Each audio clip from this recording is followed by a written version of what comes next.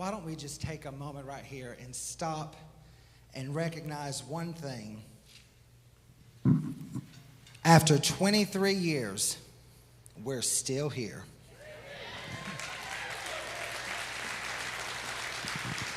Storms tried to scatter us. The enemy tried to silence us. Hell tried to stop us, but look around. We're still standing. We're still strong. We're still pressing forward. Come on, somebody. And the reason is simple. We are a people who refused to quit. Jesus said in Matthew 16:18, upon this rock I will build my church, and the gates of hell shall not prevail against it. That is our testimony. No matter what came against us, the gates of hell could not stop us. Together, we are a people who refuse to quit doing good. Galatians chapter 6, verse 9 says, so let's not get tired of doing what is good. At just the right time, we will reap a harvest of blessing if we don't give up. Paul said, don't get tired of doing what is good. Why? Because weariness is a weapon the enemy uses to try to get us to quit. To quit serving, to quit giving, to quit sowing, to quit showing up, to quit pressing in, to quit praying, to quit trying, to quit standing, to quit fighting. It's easy to get tired when no one claps. It's easy to get tired when no one tells you thank you. It's easy to get tired when it feels like nothing is shifting, nothing is changing. But we must be like Nehemiah. God gave Nehemiah the assignment to rebuild the walls of Jerusalem. Now, he wasn't, to the human eye, he was just rebuilding walls. But he was building security. He was building identity. He was building legacy. But opposition came from every direction. The enemy mocked. The enemy threatened. The enemy tried to distract. He tried to wear them down. Anybody know what I'm talking about? But Nehemiah said in Nehemiah 6:3, I am engaged in a great work, so I can't come. And when the enemy came, not once, not twice, but 4 different times, Nehemiah had the same response. I'm sorry, I'm engaged in a great work, so I can't come deal with your foolery today. Nehemiah was not distracted. He was not discouraged. He was not defeated. Nehemiah was unmoved and unbothered by the enemy. 1 Corinthians chapter 15, verse 58 says, be strong and immovable. Always work enthusiastically for the Lord, for you know that nothing you do for the Lord is ever useless. This is what this means. Every greeter, every media team member, every kids team and student team member, every singer and musician, every volunteer who sets up or tears down or serves behind the scenes, heaven sees it, hell hates it, and none of it is useless. None of it is in vain. We are like Nehemiah's builders. I love this. In Nehemiah 4, verse 6 and 17, it says, the people worked with all their heart. With one hand, they carried materials, and with the other hand, they held a weapon. They didn't wait for things to get easier, and when the enemy started attacking from every side, they didn't stop. They built while they battled. And that is us. We have built through criticism. We have built through sabotage. We have built through spiritual warfare. We have built through dry seasons. We have built when people walked away. We have built when people gave up on us. We have built when they bailed on us. And through it all, we kept doing what was good. I want you to look around this room for a minute. You are the harvest of faithfulness. Broken families restored, addictions broken, marriages healed, souls saved, callings awakened. And why? Because this house refused to quit. We refuse to quit sowing. We refuse to quit serving. We refuse to quit showing up. We refuse to quit fighting and praying and standing in the gap and believing God. We refuse to quit believing that God would honor our obedience. Now, the harvest behind us has been great, and we thank God for it. But the harvest ahead will be even greater. So if you have been watching from the sidelines, it's time to step on in. If you've been waiting for the right moment, this is it. Get up from your pew of do nothing. Get up from your seat of silence. Put your hands to the plow and get involved in what God is doing, because God is moving and He is calling you and me to move with Him. Together, we are a people who refuse to quit gathering. In Hebrews chapter 10, verse 23 through 25, it says, "Let us hold tightly without wavering to the hope we affirm, for God can be trusted to keep His promises. Let us not neglect our meeting together, but encourage one another." You see, the enemy knows if he can isolate us, then he can weaken us.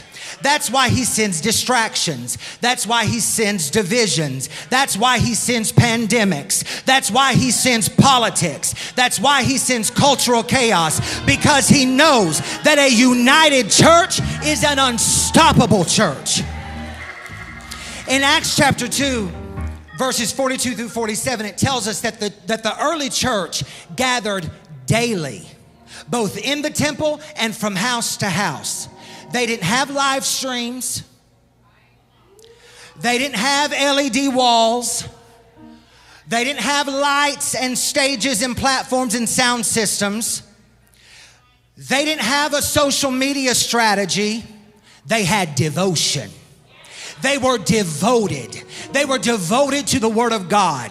They were devoted to each other. They were devoted to prayer. They were devoted to the presence of the living God. Rome tried to silence them. Religious leaders tried to intimidate them. Persecution tried to shut them down. But the more they gathered, the stronger they became. And because they refused to stop gathering, according to Acts 2:47, each day the Lord added to their fellowship those who were being saved. I want you to think about it.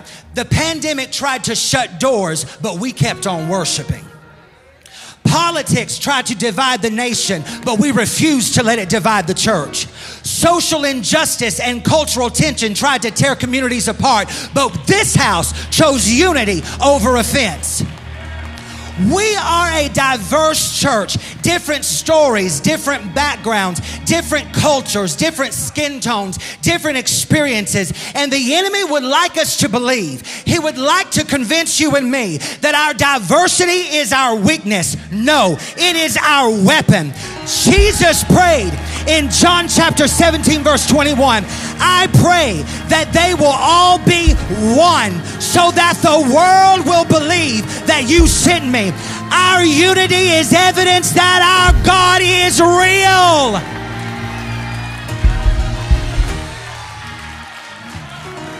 We are the evidence that He is real. So we don't gather out of tradition. We don't gather out of habit. We gather out of revelation that we really are better together. We really are stronger together. We really are more dangerous together. Something happens to our faith when we link up together, arm in arm. Come on, somebody. Metro Tap Church is not just another place to go. It is who we are. Metro Tap Church is not this building. It is you and it is me. So if you are a part of this house, plant your feet. Bring your worship. Bring your faith. Bring your gift and keep showing up.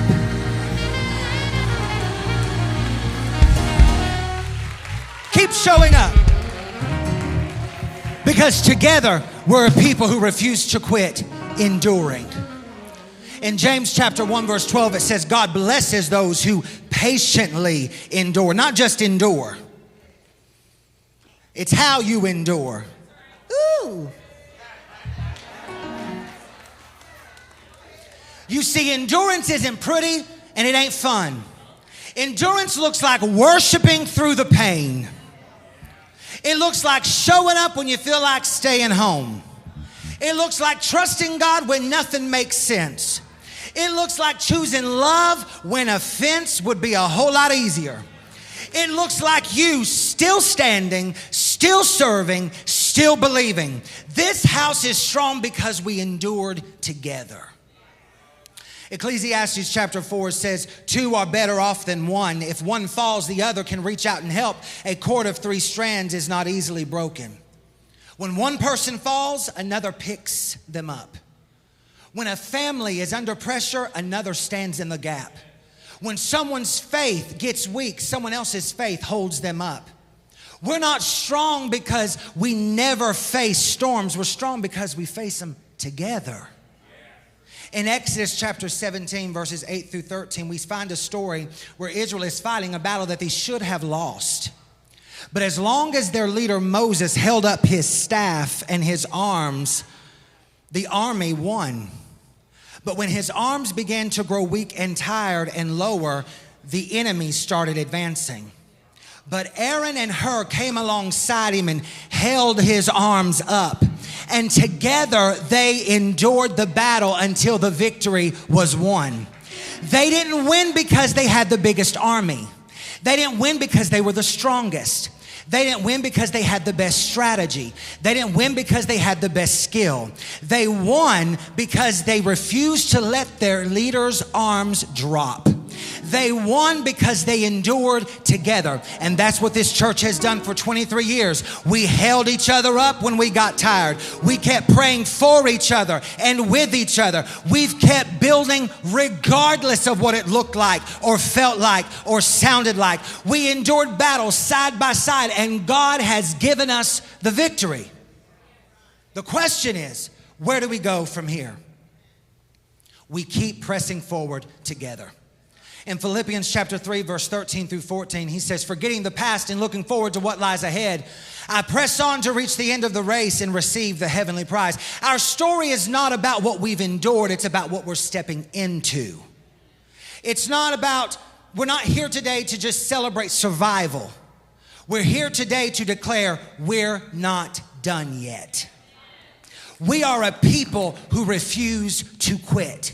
Our unity is unbreakable. Our mission is unstoppable. And our best days are yet to come.